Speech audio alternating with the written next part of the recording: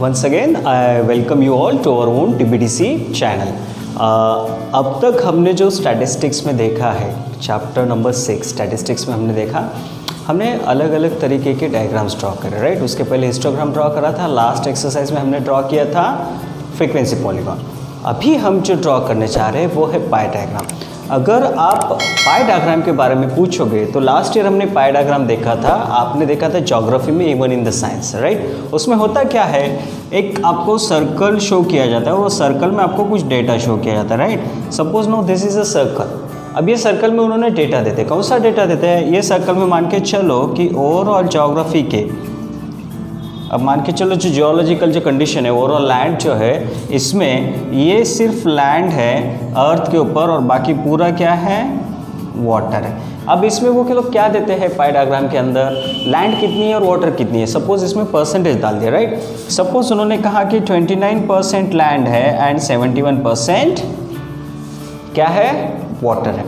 अब मुझे एक बात बताओ, this is a complete circle showing the proportion of water to the land और land and water on the surface of the earth. तो अगर पृथ्वी के ऊपर लैंड 29% है, वाटर 71% है। अब देखो ये आपको कितनी आसानी से समझ में आ गया कि एक पूरा सर्कल यानी अर्थ है, this sector, this part of sector which I am shading with the lines, this sector is showing the amount of land or the percentage of the land, and the rest part is showing the percentage of the water present on the earth.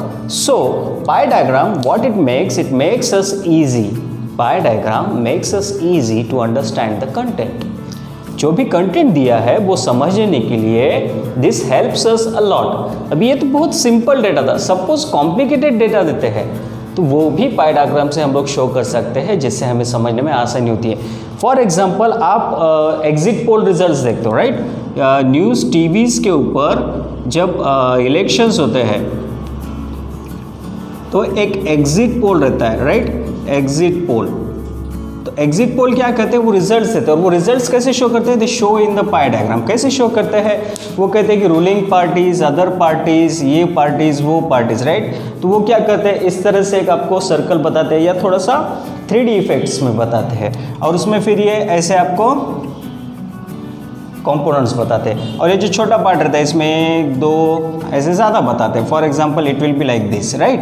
तो उसमें क्या बोलते हैं, this is what the biggest largest party, जो भी x party है वो party जीत रही है। यहाँ पे एक परसेंटेज देते हैं, ये वाली पार्टी का एक वोट नंबर देते हैं, ये वाली पार्टी का वोट नंबर देते हैं, ये वाली।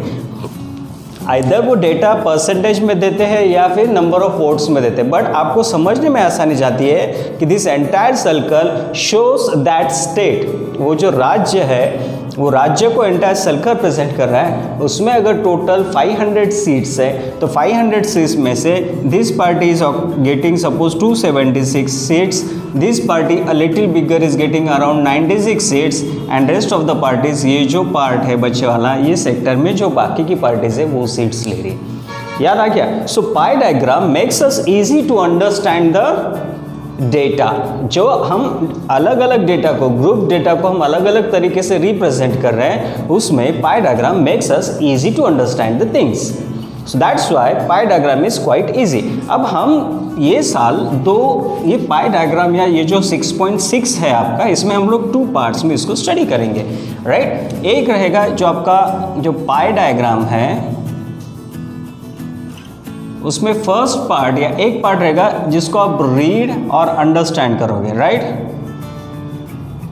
यानी आपको रीड करके या अंडरस्टैंड करके उसके आंसर्स लिखना है, और दूसरा है जिसमें आपको ड्रॉ करना है। यानी इन दिस आपको एक रेडीमेड पाई डायग्राम दिया जाएगा, उसके आपको कंपोनेंट्स मार्क करके दिए जाएंगे, इसके परसेंटेज या जो भी डेटा का वैल्यू है वो दिया जाएगा, and using this data they will ask you some questions,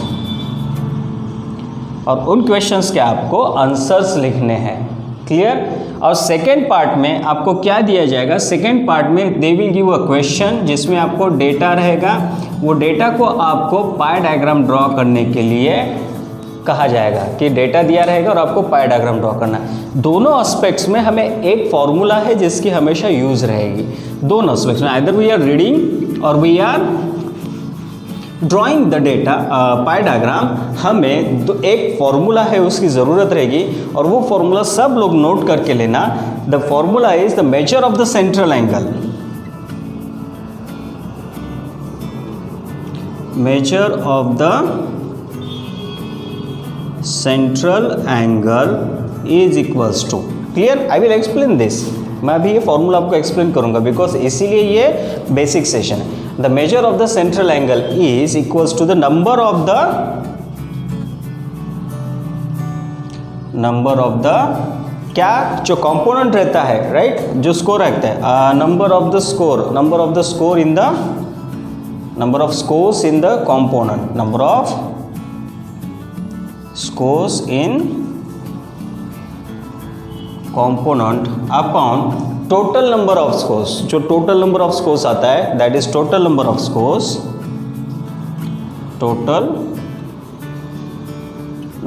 scores into 360, clear? total number of scores into 360. now note down this formula. अभी ये वाले सेशन में हम लोग ये फार्मूला को अंडरस्टैंड करेंगे कि एग्जैक्टली ये फार्मूला है क्या और किस तरह से इसे ऑपरेट करते हैं, ठीक है? फिर हम रीड और ड्रॉ करेंगे। तो सबसे पहले तो हम फार्मूला समझते हैं। Now tell me one thing, pie diagram जो हम लोग निकालते हैं, व्हाट इज इट? एक पाई डायग्राम क्या होती है? एक पाई डायग्राम होती है एक सर्कल के अंदर, right? Obviously the circle has a centre, तो अगर सेंटर होगा तो सेंट्रल एंगल कितना रहता है, राइट? ध्यान से देखें, सेंट्रल एंगल कितना रहता है ऑफ अ सर्कल, अगर देखें तो वो आता है 360 डिग्री, राइट? ये पूरा एंगल कितना रहता है? 360 डिग्री का रहता है। अब अगर मैं कोई एक सेक्टर निकालूं, राइट, अब अगर मैं कोई एक सेक्टर निकालूं, now suppose this is the centre, now this becomes the radius, right? This is also your radius. Now suppose this is R1, this is your R2. तो ये वाला जो पार्ट बन गया, ये क्या बन गया? This is your sector. ध्यान से देखना, ज्योमेट्री में आपका हो गया होगा या हो जाएगा, बट ये बेसिक समझ लो। तो यहाँ जो एंगल फॉर्म होता है, this is central angle of the sector. Sector का क्या रहता है? ये सेंट्रल एंगल रहता है, right? This is central angle of the not circle but sector. Sector जो सेंट्रल एंगल फॉर्म कर रहा है वो ये रहता है। दिस इज योर सेक्टर का सेंट्रल एंगल। समझ में आ गया? तो यहाँ दो सेंट्रल एंगल बने, एक बना ये और एक बना ये external, right? Now suppose this central angle is around, suppose this is 90, 80, 70, so this is 70, तो बचे वाला कितना रहेगा आपका? 290। अगर ये 70 आ गया तो ये बाहर का जो एंगल रहेगा ये कितना आएगा? 290, बिकॉज 290 प्लस 70 कितना आएगा? 360, और ये सेंटर का पूरा टोटल सम कितना रहता है सेंटर एंगल का? 360। समझ में आ गया? इसीलिए यहाँ पे आया है 360। तो यहाँ पे 360 के ऊपर हमें क्या देना पड़ेगा? हमें यहाँ पे एक साइन देना पड़ेगा, वो रहेगा ये डिग्री का सिंबल। क्लियर हो गया? तो हम क्या निकाल रहे हैं? The major of the central angle, यानी ये जो सेंट्रल एंगल है इसका जो मेजर रहेगा, ध्यान से देखो, ये जो सेंट्रल एंगल है इसका जो मेजर रहेगा वो हम रिप्रेजेंट करेंगे थीटा में। किसमें? थीटा में। ये जो साइन आता है इसको हम लोग क्या बोलते हैं? Theta, right? ये साइन को हम लोग क्या कॉल करते हैं? थीटा में। तो सेंट्रल एंगल किस में काउंट होता है? हमेशा थीटा में। क्लियर हो गया? So this is theta, the major of the central angle theta equals to the number of score of the component. तो ये वाला जो सेक्टर रहेगा, यानी इसे हम लोग क्या बोलते हैं? कंपोनेंट बोलते हैं। अब थोड़े से वर्डिंग चेंज कर रहा हूं, इसको क्या बोल रहे हैं हम लोग? Component of the data, component of the data, right? Now suppose this is the land on the earth. अभी हमने एक एग्जांपल देखा था ना, suppose this is land on the earth. तो लैंड क्या हो गया? ये सर्कल का एक कंपोनेंट हो गया। तो कंपोनेंट लैंड कितनी थी? 27% थी। क्लियर? कितनी थी? 27%। तो कंपोनेंट ऑफ द डेटा, तो इसका नंबर कितना आ गया? इसका नंबर आ गया यहाँ पे 27। क्लियर? अब ये ऑलरेडी परसेंटेज में दिया था, बट आपको एक एग्जाम्पल के तौर पर बताता हूँ कि अगर ये 27 हो गया तो टोटल नंबर ऑफ स्कोर्स कितना था? 100, इसीलिए तो उन्होंने 27% लिखा था। क्लियर? तो टोटल स्कोर कितना हो गया था? यहाँ 27 था तो ऊपर कितना था? 23। यहाँ अगर 29 था, कितना था वहाँ पे? 29 था ना मेरे ख्याल से। या 29 था। अगर हम लोग इसको 29 पकड़ते हैं तो यहाँ 29 लिखा था हमने और यहाँ लिखा था 73, राइट, परसेंट में निकाला था। तो ये हो गया 23%, तो ये हो गया 23/100, टोटल स्कोर्स हो गया 100 इंटू कितना आ गया 360। तो अभी थीटा कितना हो गया, थीटा कितना हो गया, सो 29 इंटू 3.6 आपको करना पड़ेगा, because this zero this get cancel, यहाँ पे आ जाता है पॉइंट। और ये जो मल्टीप्लिकेशन रहेगा ये रहेगा degree, because theta will be expressed into the degree, because 360 is a degree. Clear. तो इस तरह से आपको अलग अलग कंपोनेंट्स, सपोज इसमें अलग अलग अगर कंपोनेंट दिए होंगे तो उसका हम थीटा में कन्वर्ट करके हम लोग उसका सेंट्रल एंगल निकाल सकते हैं। यहाँ तक क्लियर हो गया। सेंट्रल एंगल कैसे निकालने समझ में आ गया।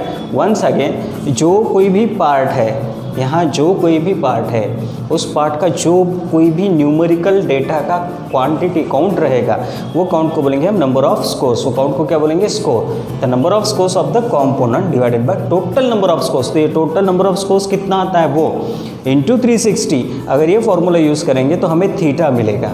क्लियर। वाइस वर्सा, अगर थीटा दिया होगा तो हम लोग टोटल नंबर ऑफ स्कोर्स भी फाइंड आउट कर सकते हैं। टोटल नंबर ऑफ स्कोर्स या the number of scores of that component भी फाइंड आउट कर सकते हैं। बस अगर ये समझ में आ गया तो इसी के ऊपर हमारे सारे एग्जाम्पल्स बेस्ड हैं। तो हमें रीड करते वक्त भी इस फॉर्मूला का यूज़ करना पड़ेगा और ये मेथड मैथमेटिकल कैलकुलेशंस करने पड़ेंगे। और हमें अगर कोई डेटा दिया और वो डेटा से अगर हमें एक पाई चार्ट बनाना है तो भी इस फॉर्मूला का यूज़ करना पड़ेगा, बिकॉज पाई चार्ट ड्रॉ करने के लिए, यानी आप सर्कल तो ड्रॉ कर लोगे, राइट, सर्कल तो ड्रॉ कर लोगे, बट आपको ये सर्कल में एक सेक्टर का या एक कंपोनेंट का कितना थीटा है वो पता तो करना पड़ेगा ना। अब मैंने बोल दिया कि क्लास के अंदर 120 स्टूडेंट्स है जिसमें से 30 स्टूडेंट्स अबो 80% है। कितने, 30 स्टूडेंट्स है जो अबो 80% है। 20 स्टूडेंट्स है जो 70% टू 80% की रेंज में आते हैं। क्लियर, 70 टू 80 के बीच में। सपोज 10 स्टूडेंट्स है, राइट, या 12 है, यहाँ पे 24 करता हूँ और यहाँ करता हूँ 36, तो कैलकुलेशन इजी जाएंगे।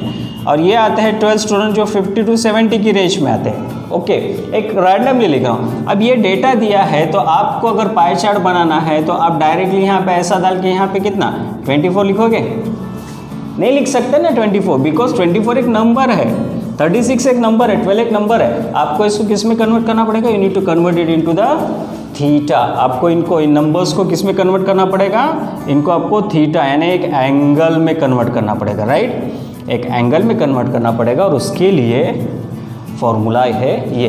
सपोज अभी मुझे ये 80% के अबव के 36 स्टूडेंट्स है, उनका मुझे एंगल निकालना है। कितना निकालेगा, तो नंबर ऑफ स्कोर्स कितना आ गया 36, टोटल नंबर ऑफ स्कोर्स कितना था 120 स्टूडेंट्स, इंटू कितना आएगा 360। सो 12 1 जा 12, 3 जा 36 इंटू 3, 6 3 जा 18, कैरी 1 3 3 जा 9, 108 डिग्री, 108 डिग्री।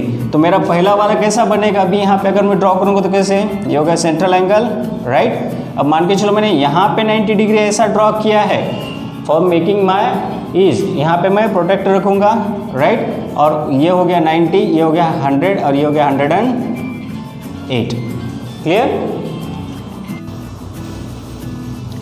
ओके, हो गया यहाँ तक। तो ये हमने ड्रॉ कर दिया 108 डिग्री, राइट। अब ये हो गया 108 डिग्री। ध्यान से देखो, मैं ड्राइंग पहले बता रहा हूँ तो अंडरस्टैंडिंग में आ जाएंगे। मैं आपको पाई डायग्राम ड्रॉ करके बता रहा हूँ। अब अगर ये 108 डिग्री हो गया, अब दूसरा कंपोनेंट उन्होंने 70 टू 80 या 60 टू 80% वाला दिया, फॉर एग्जांपल 60 टू 80%, और ये है 80 टू 100% वाला, ठीक है। तो अब ये कंपोनेंट है 60 टू 80% वाला, अब ये है 24। तो हमारा नेक्स्ट कैलकुलेशन क्या रहेगा, अगेन सेम पैटर्न में। सो थीटा इक्वल्स टू आपका आएगा 24 बाय टोटल स्कोर 120 इंटू 360, तो 1 जा 3 जा, अब 24 3 जा 72, तो थीटा 2 क्या आ गया आपका 72 डिग्री, राइट। तो यहाँ पे आप प्रोटेक्टर रखोगे, प्रोटेक्टर ऐसा रखोगे आप, ये आपका प्रोटेक्टर रहता है ना, यहाँ पे 90 डिग्री रहता है, राइट, ये समझ लेना, ये प्रोटेक्टर, तो ये वाला मिड पॉइंट रहेगा और ये लाइन के ऊपर आप रखोगे। यहाँ प्रोटेक्टर रखे, यहाँ से आप 70 डिग्री कैलकुलेट करोगे। सपोज ये 70 डिग्री हो गया, तो ये हो गया आपका 72, राइट, तो ये हो गया आपका 72 डिग्री। क्लियर हो गया, प्रोटेक्टर कैसे रखना है समझ में आ गया। बिकॉज ये आपका इनिशियल लाइन था, ये आपका इनिशियल लाइन था, तो आपने ये सेंट्रल एंगल यहाँ पे प्रोटेक्टर रख के आपने 108 ड्रॉ करा, राइट। समझ में आ गया? इनिशियल लाइन था 108 ऐसे ड्रॉ करा। अब नेक्स्ट इसमें कैसा करोगे आप? नेक्स्ट इसमें आप क्या करोगे? नेक्स्ट इसमें आपका जो रेफरेंस लाइन रहेगा, जहाँ पे ये प्रोटेक्टर का आपका ये जो नीचे का जो लाइन रहता है, ये वाला लाइन आप इसको मैच करोगे, राइट? इसको मैच करोगे और यहाँ आप प्रोटेक्टर रखोगे और यहाँ से आप क्या करोगे? ये हो गया सेंटर, यहाँ से आप निकालोगे 72 लाइन, राइट? ये हो गया 72 डिग्री का, बिकॉज ये थीटा आ गया 72 डिग्री। क्लियर? अब थर्ड वाला क्या आएगा आपका? थर्ड वाला आएगा आपका 12। तो यहाँ पे थीटा 3 कितना आएगा? सो 12 into 360 divided by 120, again 3 is 48 degree. Clear? तो नेक्स्ट वाला कितना आएगा? 48 डिग्री। तो रफली आप फिर ये वाले जगह पे ऐसा प्रोटेक्टर लिखोगे और यहाँ से आप कैलकुलेट करोगे 48 डिग्री। तो ये हो गया आपका थर्ड 48 डिग्री। क्लियर? अब यहाँ तक आ गया, आपने 48 डिग्री तक ड्रॉ भी कर लिया। अब आपके पास है बच्चे वाला डेटा। तो मैंने डेटा लिया था 52 या 42 60 तक का। इसको थोड़ा मैं अभी नीचे और बाकी है ना 0 to 40, तो 0 to 20, 20 to 40 बाकी है, तो बाकी लोग जो बचे रहेंगे वो नीचे में आएंगे। So this is the data for up to 40%, right? This is 40 to 60% marks लेने वाले हैं। ये क्या है? ये 60 to 80% मार्क्स लेने वाले हैं और ये है 80% to 100% रेंज में जो फॉल होते हैं वो स्टूडेंट है। क्लियर? ऐसा भी आप शो कर सकते हो या आप इस पाई डायग्राम को ऐसे भी शो कर सकते हो। फॉर एग्जांपल मैं इसको थोड़ा सा डिवाइड कर लेता हूँ। अगर आपको बोला गया तो आप बोलोगे कि ये कितने स्टूडेंट्स हैं? ये है 17 स्टूडेंट्स हैं जिनको 0 to 20% में मार्क मिले। ये टोटल है बच्चे वाले what ever, this is 36 student जिनको 80 to 100 में मार्क्स मिले हैं। तो आप अपना पाई डायग्राम का डेटा किसी भी तरीके से शो कर सकते हो। क्लियर हो गया यहाँ तक? तो हम लोग आगे बढ़ते हैं फॉर दोनों चीज़ें, रीडिंग एंड ड्राइंग। तो सबसे पहले हम लोग क्या करते हैं? Reading a pie diagram. Clear? सबसे पहले हम लोग क्या करते हैं? एक पाई डायग्राम को किस तरह से रीड किया जा सकता है वो हम लोग याद करते हैं। उसके पहले once again the measure of the central angle theta equals to number of scores of the component upon total number of scores into 360। ये फॉर्मूला बाय हार्ट होना चाहिए। नींद में से जगह से उठाओ ना, ये उठ सांग काय बघ sir, number of scores of the component upon the total number of scores into 360 equals to theta. पाठच व्हायला पाहिजे। Clear? You should learn this, by heart ही होना चाहिए ये फॉर्मूला। इसमें कोई ऑप्शन नहीं है, बिकॉज एटलीस्ट पाई डायग्राम के ऊपर एक तो क्वेश्चन आपके एग्जाम में आना ही है। पाई डायग्राम के ऊपर एक तो क्वेश्चन आपके एग्जाम में आना ही है। अगर एग्जाम में क्वेश्चंस आया तो आपका बिकॉज ऑफ दिस फॉर्मूला, ये मगअप नहीं होने की वजह से you should not lose your marks in exams. Okay, so next हम लोग चलते हैं अभी reading of a pie diagram. किसकी तरफ?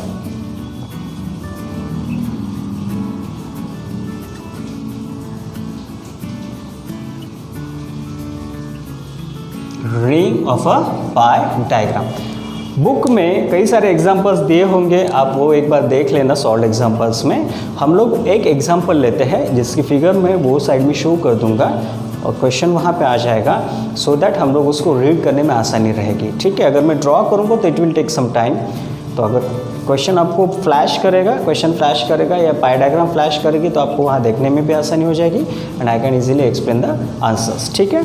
तो हम लोग शुरू करते हैं reading of a pie diagram. Clear?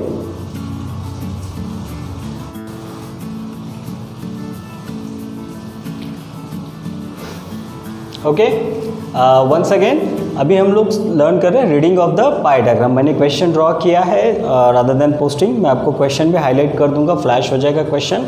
Question क्या दिया है देखो ध्यान से। उन्होंने क्या दिया है? As from the deduced survey, as the data deduced from a survey, the classification of the skilled worker is shown into the pie diagram. If the number of skilled worker in the production sector is 4500, कितने total number of skilled worker है? 4500। तो मैं यहाँ पे number लिख लेता हूँ। ठीक है? सो टोटल नंबर, राइट, यहाँ पे लिखूँगा total number of skilled workers is 4500। कितना है स्किल वर्कर का total number? 4500। Answer the following questions. First question क्या पूछा उन्होंने? What is the total number of skill workers in all fields? Right, what is the total number of skill worker in all fields. अब total number of skill worker in all fields, तो total number of skill worker in all fields कैसे निकालोगे आप?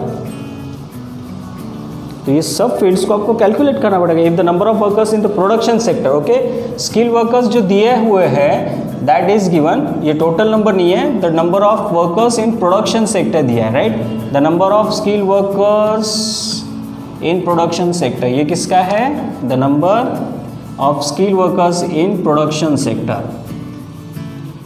इन production sector is equal to 4500, right. तो ये जो production वाला sector है इसके अंदर टोटल 4000, यानी प्रोडक्शन के टोटल कितने वर्कर्स है? 4500। नाउ हमें पता करना है total number of skill workers, right. तो अभी टोटल कितने वर्कर्स काम कर रहे हैं, तो इसको कैसे निकालेंगे? हमारा फॉर्मूला क्या है? थीटा इक्वल्स टू, फॉर्मूला क्या आता हमारा? द सेंट्रल टेंडेंसी का, राइट है, the major of the central angle, theta equals to क्या आता?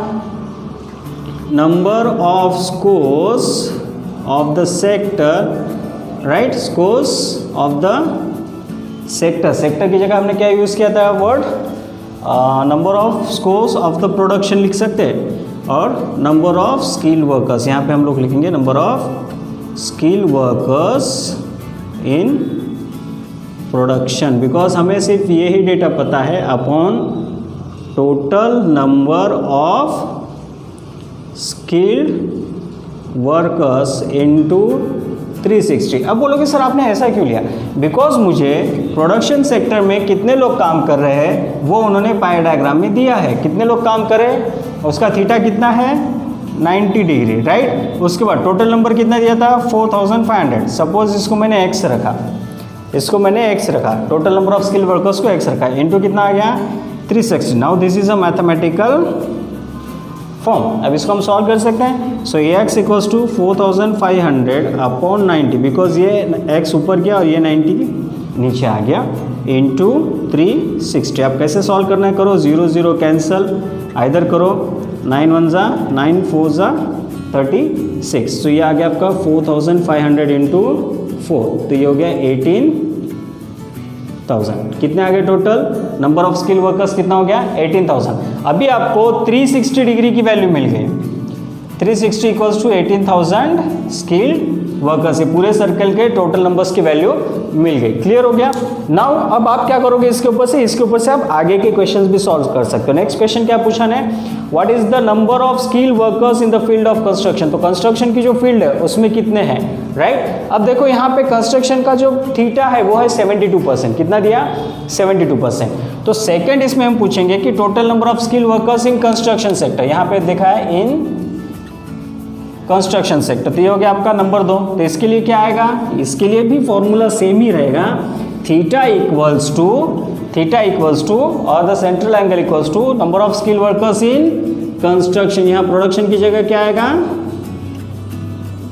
Construction, clear, upon total number of skill workers. अभी देखो थीटा है 72, आपको पता है, इसकी वैल्यू पता नहीं, एक्स ले ली, 18,000 आपका total number of skill workers अभी पहले एग्जांपल में आपने निकाला, इंटू 360।